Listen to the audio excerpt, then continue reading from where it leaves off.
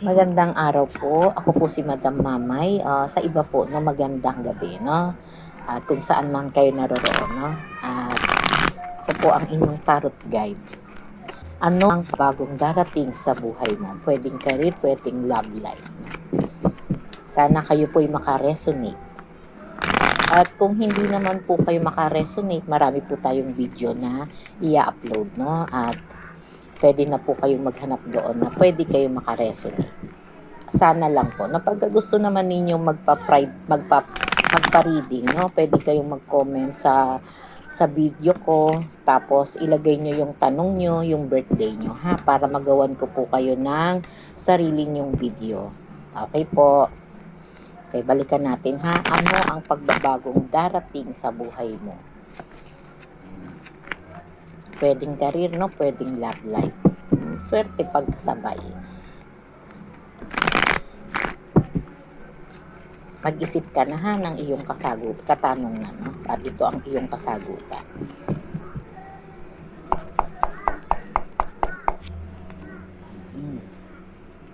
Three of Swords, no? Parang may mga pagbabago dito, no? Pagdating sa love.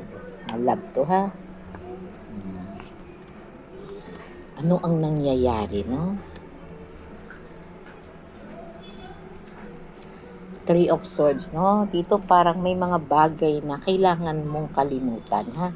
Parang mula ka po, no, sa isang relasyon na mula sa sitwasyon na parang nagkaroon ng love triangle, no? Love triangle, mga nililihim, no? At sakit sa puso na talagang tagos, no? Tagos, at saka yung mga betrayal, no? At dito nakikita natin, ha, na may mga bagay ka na parang masyado kang nasaktan, no? Nasaktan dahil maraming mga inililihim sa'yo, no? Na parang dito yung emosyon mo, no? Parang tinatago mo pa rin hanggang ngayon, no? Dahil po dyan, no, sa feeling na yan, pakiramdam mo, no, na may mga taong ginamit ka, niloko ka, no? Parang hindi naging totoo sa relasyon, no? Dito nararamdaman po ng card natin, ha, na andoon ang taas ng emotional pain, no? Na sinasabi po dito, ha, na ito na po yung oras, no? Ito yung tamang panahon para mag-move on ka, ha? I-move on mo daw yan, ha? Huwag mo na daw isipin yun kung ano yung mga bagay na nagpahirap sa'yo. Alam naman ng card na masakit po yun, no? Masakit at hindi ganun kadali. Pero kailangan mo po, no? Kailangan daw, ha? Kailangan daw na mag-move on ka na, no? Gawa ng paraan. Sabi nga dito, no? May makikilala ka daw, ha? Na isang tao na pwedeng magpabago ng buhay mo, magpabago ng isip mo, no? Na dito marirecover mo kung ano yung mga naramdaman mo, ha? Na parang isineperate mo yung sarili mo dito sa mga tao na to, no? Na nagdala sa'yo ng samot-saring problema. At ito po yung The Magician, ha, sinasabi pa rin po dito, no, na yung matagal na pagsisinungaling sa'yo, no, yung parang itinago to, no, itinago, parang naging on and off, yung bate, away bate, tampuhan, no, parang akala mo okay lang kayo, no, pero hindi pala. Akala mo tapat sa'yo, no, akala mo talaga buong buo yung pagmamahal, no? Pero dumating sa panahon na talagang pinaglaruan lang ang damdamin mo, no? At ito yung mga pagbabago na pwedeng mangyari sa iyo, no? At sinasabi sa Seven of Wands na kahit ano po, no, kahit anong feeling mo, no, feeling mo na parang na-stress ka talaga dito, no, na parang ito na yung nagbibigay sa iyo ng dahilan para sumuko sa buhay, no, pero talagang lumaban ka rin, at dinipensahan mo yung sarili mo, no? Parang kahit pinagtutulungan ka, no, ng pamilya, kaibigan, ng tao na to, no, ng person mo, ay andun pa rin po yung pagmamahal mo sa sarili mo, no? Na talagang hindi mo naman sinasadya na nananalo ka dito, ha, nananalo sa challenge na to, no? At ito yung pagbabago sa buhay mo na parang sinabi mo sa sarili mo, no, na lalaban ako, no?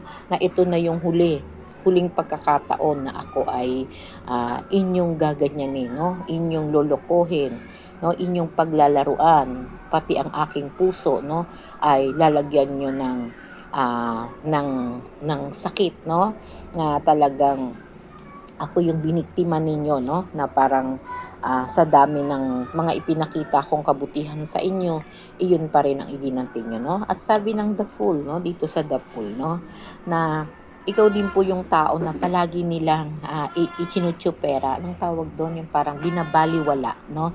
Kahit gumawa ka ng tama, gumawa ka ng naaayon, no, sa gusto mo, pero hindi po napapansin yun, hindi nakikita, no, hindi na-appreciate ng mga tao sa buhay mo, no? At dahil doon, nakakaramdam ka ng parang nagkakaroon ka ng selos, no, na parang bakit yung isa, no, o yung iba na-appreciate pero ikaw hindi po, no.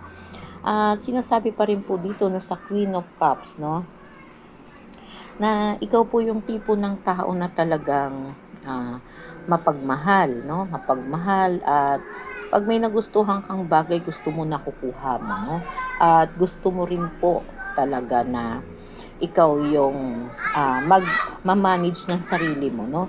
Ikaw yung masusunod.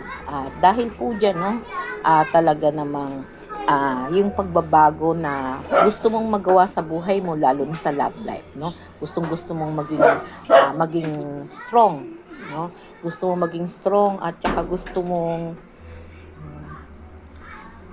magkaroon ng gusto mo magkaroon ng katiyakan sa relasyon na yung magiging kasama mo, hindi ka naiiwanan, hindi ka lolokohin, hindi ka bibigyan ng kahit anong pasakit sa buhay na hindi mo malalagpasan, no? Sinasabi rin po dito, no, sa King of Swords, no? Pinapakita rin po dito, ito yung mga pagbabagong gagawin mo sa buhay, no, na magiging matapang ka at magiging handa ka po, no, na pagka dumating yung panahon na talagang yung mga taong nasaktan ka ay talagang iiwanan mo. Handa ka nang tuparin ang mga ambisyon mo sa buhay, at handa ka na rin po, no, na mahalin ang iyong sarili, at hindi ka rin po natatakot, no, kung kinakailangan na ikaw ay magpadalos-dalos, no, para matupad mo yung pagbabago sa buhay mo, no. At pag natupad mo yung pagbabago sa buhay mo, no, magiging very strong person ka, ha, at wala na pong makakagawa sa iyo, no, makakagawa ng bagay na ikasasama mo, no. At ito pinapakita pa rin, ha, ipinapakita yung pagiging matibay, matatag mo, no. At sinasabi pa rin po dito, no, kung may mga pangarap ka pagdating sa career, no, ay tanggapin, ha, pag may mga opportunity, no, kasi dito may mga opportunity darating sa iyo, no. Kung nagdadalawang isip, no, kung mag-aaral o mangingibang bansa, no, sinasabi mas piliin mo yung kalagayan na hindi ka masyadong mai-stress, hindi masyadong mahihirapan po, no, at yun yung makakatulong sa iyo, yun yung mga bagay na magbibigay sa iyo ng kapayapaan, no, at kasiyahan sa bawat araw na ikaw ay nandiyan sa bagong sitwasyon ng buhay mo, no. Ayan yung mga darating na pagbabago, no, na kailangan mong higit na alamin at kilalanin, no, pag-aralan. O sige po, at magandang hapon po.